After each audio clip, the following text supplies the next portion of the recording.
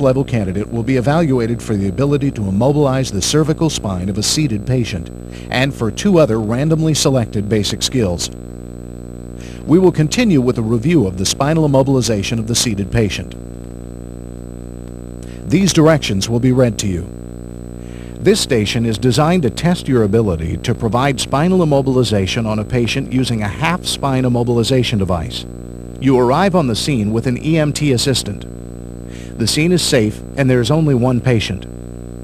The assistant EMT has completed the primary survey and no condition was found in the primary survey requiring intervention. For the purpose of this station, the patient's vital signs remain stable. You are required to treat the specific, isolated problem of an unstable spine using a half-spine immobilization device.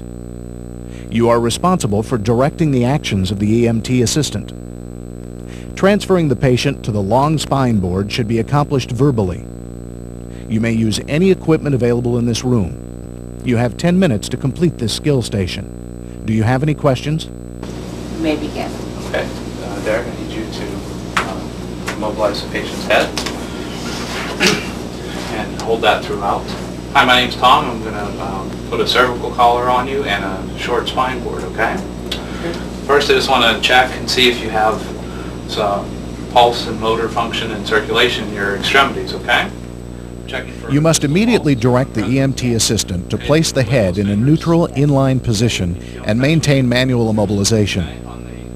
Assess motor and sensory functions and distal circulation in all extremities. Size and apply an extrication collar. Position the immobilization device, in this case a KED, behind the patient.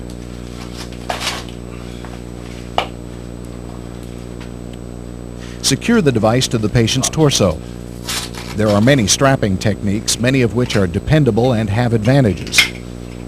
The only consistent rule in strapping is to secure the torso before the head and not allow the straps to be so tight as to interfere with breathing. The straps are a little uncomfortable as you go underneath your leg. Pad behind the patient's head as necessary. Okay.